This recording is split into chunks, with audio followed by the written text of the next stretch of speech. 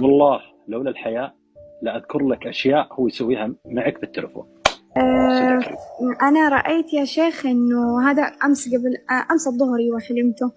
أنا رأيت يا شيخ إن أنا أكون كذا على سفينة، والسفينة هذه كأنه في مجلس رجالي، والمجلس هذا فيه مطاوعة كذا كثار، يعني كأنهم من معارفنا بس ما يعني النص معارف والنص لا مو معارف. فهدول الناس لما يكونوا جالسين إلا فجأة رجالهم يلحقوني، ما بينهم كذا يكون في كلب، والكلب هذا كمان يلحقني. أنا ما أقدر أقول لك هذا الجزء منه، بس يعني أستحي.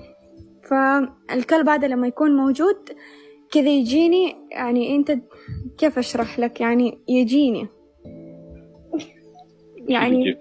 يعني الكلب هذا لما يلحقني يجيني،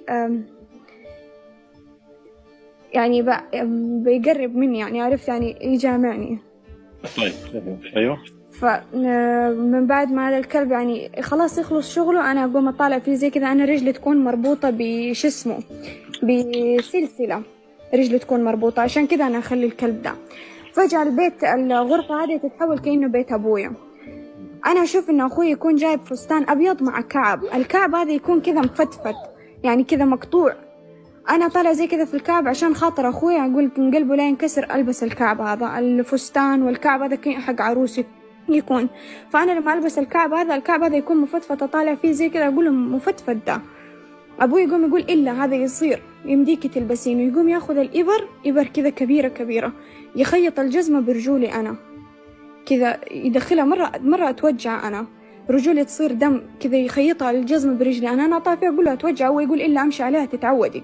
أنا لما أمشي عليها أتوجع منها، فأقوم أخلعها، لما أخلعها أرميها، لما أرميها أطلع من هناك، السلسلة لسه هذه تكون مربوطة في رجلي، وأنا طالع زي كذا في السلسلة في السفينة نفسها، أصيد سمك بنفس السلسلة دي، بس أنا أكون مربوطة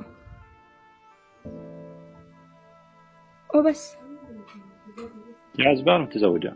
لا عزبان. متى رأيتي منامك؟ أمس الظهر.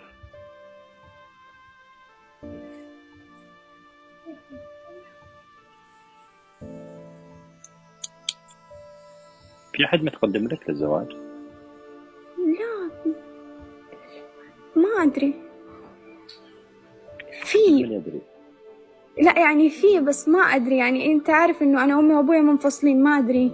هنا عند أمي في ناس تقدموا، يعني مو شخص أو شخصين، هناك عند أبوي ما أدري. لا خليني أسألك، ومعلش سامحين على هذا السؤال، لأن طيب. المنام الآن على أمرين، طيب. وأنا ما أدري بس بسألك. أيوه. هل أحد يكلمك ويعني يقول لك بتزوجك؟ أيوه. في أحد يكلمك الآن يقول له بتزوجك، وعدك بالزواج؟ أيوه. أتقدم لي أول وأبوي رفضوا، وبعدين أتقدم ثاني مرة.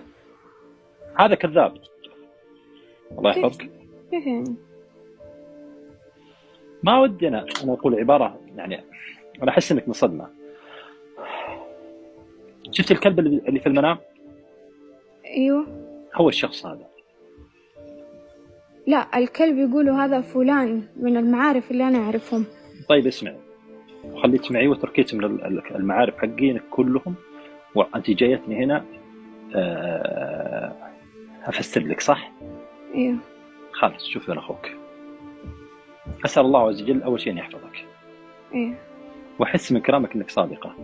أول شيء أن ما يصير أن فتاة يكلم شاب، خلاص ايه امنع اعرف خلاص. يا شيخ، بس مالي قدي كذا في معاه، بس انه هو تقدم لي اول، جاء بيت ابويا، ابوي رفضوا على اساس انه هم جنسهم يختلف عن جنسنا احنا فقط، هذا كان يا العذر. أختي يا أختي يا أختي، أسأل الله أن يحفظك، بس هذه أنت الحين جيتيني في منام صح؟ ايه. أنا أخبرتك، ترى الخيرة في عدم الزواج من هذا الرجل. متأكد يا شيخ؟ والله لولا الحياة لأذكر لك أشياء هو يسويها معك بالتلفون. صدق الله. لا ما يسوي معي شيء يا شيخ. لا لا لا لا, لا هو ما لا يروح بالك انه شيء ما يصلح، لا في اشياء يقولها لك كذب، واسال الله ان يصلحك. مع السلامه.